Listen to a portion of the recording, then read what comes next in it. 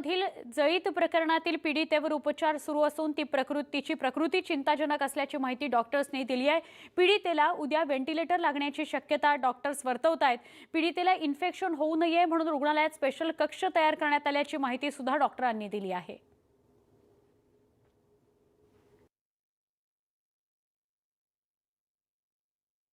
आज तिच्या चेहऱ्याची सूज बऱ्याच अंशी कमी झालेली आहे। डोळे थोडेसे किलकिले करून ती उघडायला लागलेली आहे। कॉन्शियस आणि ओरिएंटेड आहे। ती रिस्पॉन्डिंग टू वर्बल कमांड्स म्हणजे आपण काय बोलतो हे तिला समजत आहे। आज बाकी व्हायटल पॅरामीटर स्टील होल्डिंग आहे आणि अशा पद्धतीने काल जे फॅशॅटॉमीचं ऑपरेशन आपण केलं होतं त्याच्यामध्ये आज सोकेज आल्यामुळे उद्या आपण परत तिला ओटीमध्ये घेऊन बर्न ड्रेसिंग करण्याचा प्रयत्न करू। त्याच वेळेस आपल्याला कालच्या ऑपरेशनचा रिझल्ट आपल्याला एक डिक्लेअर करता येईल की आपल्याला उजव्या हाताची बोटं तिची वाचतील की नाही। आणि सेकंड थिंग तिच्या प्रकृतीमध्ये डे बाय डे म्हणजे जसं सुधारणा होत जातील। हिंगणघाट इथल्या प्राध्यापिका आणि औरंगाबाद इथल्या महिला जळीत प्रकरणाचा निषेध करण्याकरता आज वर्धा शहरामध्ये सर्वपक्षीय मोर्चा काढण्यात आला। कडकडीत बंद पाळण्यात आला। मोर्चा शहरातील शाळा महाविद्यालयांचे विद्यार्थी तसंच सर्वपक्षीय नागरिकांनी काढला। सामाजिक संघटनाही त्यामध्ये सहभागी झाल्या होत्या।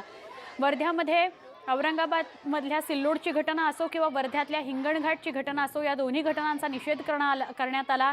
महिलांचा आक्रोश या निमित्तानं बघायला मिळाला। महिलांवर होणाऱ्या अत्याचाराला विरोध करण्यासाठी हा मोर्चा काढला गेला होता आणि कडकडीत बंदही वर्ध्यामध्ये पाळला जातोय। हिंगणघाटमधल्या नराधमाचा हैदराबाद सारखा न्याय करा अशी संतप्त प्रतिक्रिया काँग्रेस आमदार प्रणिती शिंदे यांनी केली आहे। अशा प्रकारच्या घटनेनंतर अशी प्रतिक्रिया उमटणं स्वाभाविक असल्याची प्रतिक्रिया ठाकूर आणि मुनगंटीवार यांनी व्यक्त केली। मानसिकता कधी बदलेल ह्या नराधर्मा लोकांची हा प्रश्न माझ्या मनात येतो।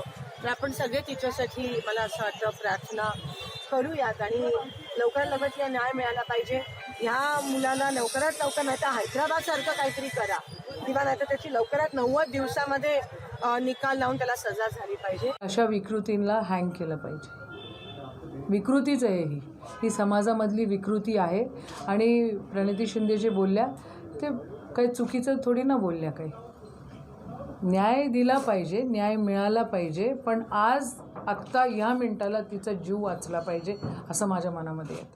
अशी घटना जाग्यावर जनमनामध्ये अशी भावना निर्माण होणं याला मी तरी चूक मानत नाही। कारण जेव्हा तुम्ही चित्र पाहता हिंगणघाटच्या व्हॉट्सॲपवर जे चित्र आले तर कोणालाही जेव्हा असं वाटतं की ही समजा माझी बहीण असती, माझी मुलगी असती तर आपल्याला स्वाभाविकपणे वाटणं की ताबडतोब याचा निकाल व्हावा। पण निर्णय भावनेनी होत नाही, हे कायद्याने होतात। असं हिंगणघाट आणि औरंगाबाद इथल्या जळीतकांड आणि ॲसिड हल्ल्यावरून माजी मुख्यमंत्री देवेंद्र फडणवीस यांच्या पत्नी अमृता फडणवीस यांनी कठोर निर्णय घेण्याची मुख्यमंत्री उद्धव ठाकरे यांना विनंती केलेली आहे। महिला आयोगाचं अध्यक्षपद भरून शिवसेना प्रमुख बाळासाहेब ठाकरे यांचं स्वप्न पूर्ण करावं असा टोला लगावला आहे।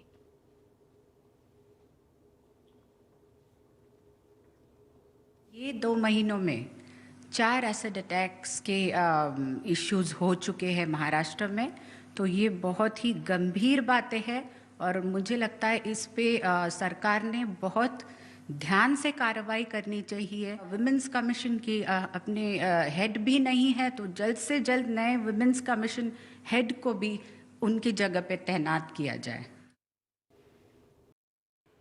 इतर बातम्यांकडे वळूयात। देवेंद्र फडणवीस जर केंद्रात मंत्री झाले तर मला आनंदच होईल अशी प्रतिक्रिया भाजपचे ज्येष्ठ नेते एकनाथ खडसे यांनी दिली आहे। पक्षाच्या प्रचारासाठी दिल्लीत आले असता त्यांना आमच्या प्रतिनिधीने गाठलं तेव्हा कथित फोन टॅपिंग प्रकरणावरही त्यांनी भाष्य केलं।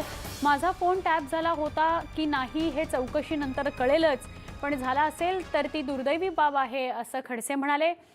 ते आज भाजप अध्यक्ष JP नड्डांची भेट घेणार आहेत।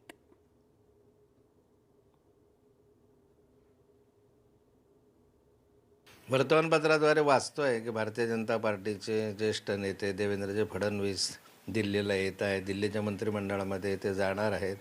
आजच्याच लोकमत वृत्तपत्रामध्ये ही बातमी वाचली आणि देवेंद्र फडणवीस जर केंद्रामध्ये जात असतील तर मला आनंदच होईल, मी त्याचं स्वागत करेल। बातमीमध्ये आहे की माझाही फोन टॅप करण्यात आला आणि त्याची चौकशी राज्य सरकारने सुरू केलेली आहे।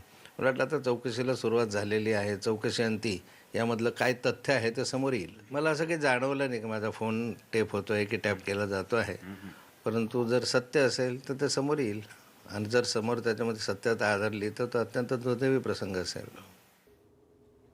राज्य सरकारनं वसंतदादा शुगर इन्स्टिट्यूटला जागा देण्याचा घेतलेला निर्णय वादात सापडलाय. राज्य सरकारनं जालना जिल्ह्यात या संस्थेला 51 हेक्टरची जमीन दिली आहे.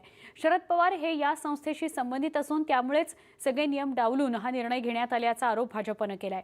भाजपचे नेते सुधीर मुनगंटीवार यांनी या प्रकरणी मुख्यमंत्री उद्धव ठाकरे यांना पत्र पाठवलंय. या संस्थेला जमीन देण्याचा प्रस्ताव हा गेल्या 7 वर्षांपासून प्रलंबित आहे.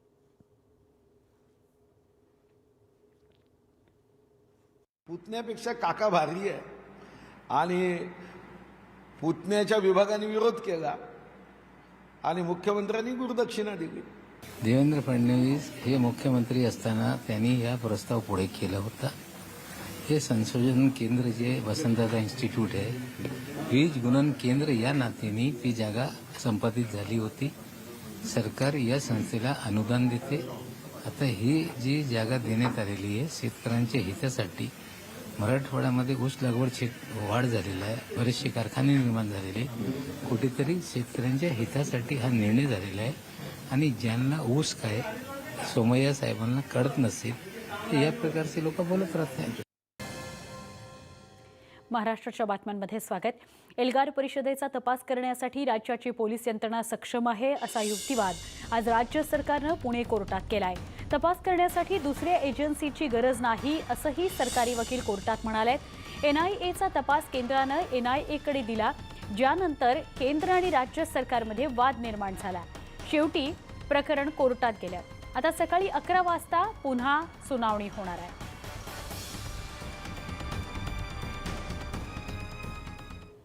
पाहुयात NIAनं आज काय बाजू मांडली.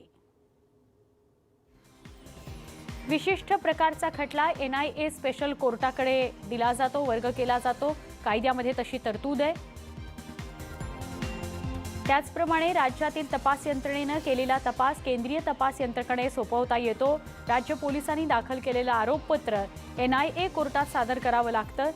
त्यामुळे तपास किंवा खटल्यावर काहीही परिणाम होणार नाही. राज्य सरकारनं काय बाजू मांडली तेही बघूयात. हे न्यायालय हा खटला प्रलंबित असताना दुसऱ्या कोर्टाकडे वर्ग करू शकत नाही. NIA उच्च न्यायालयात का गेली नाही?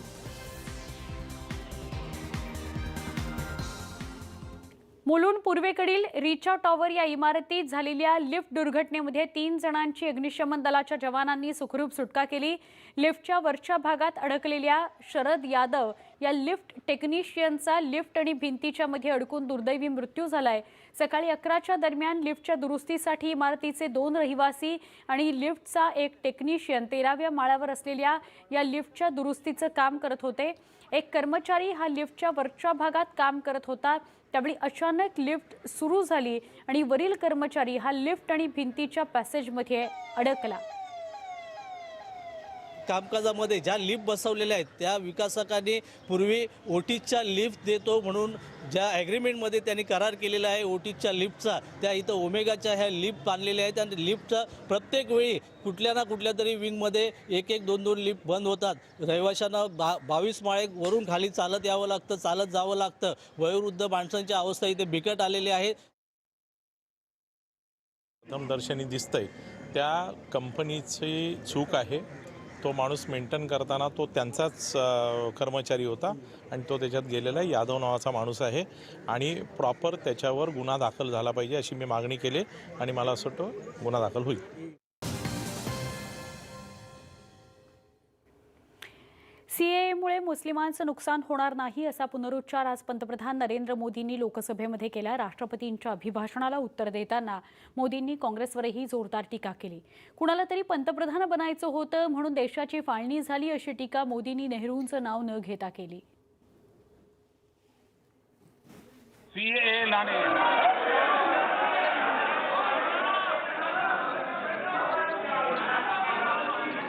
कुछ लोग कह रहे हैं CAA लाने की इतनी जल्दी क्या थी. कुछ माननीय सदस्यों ने ये कहा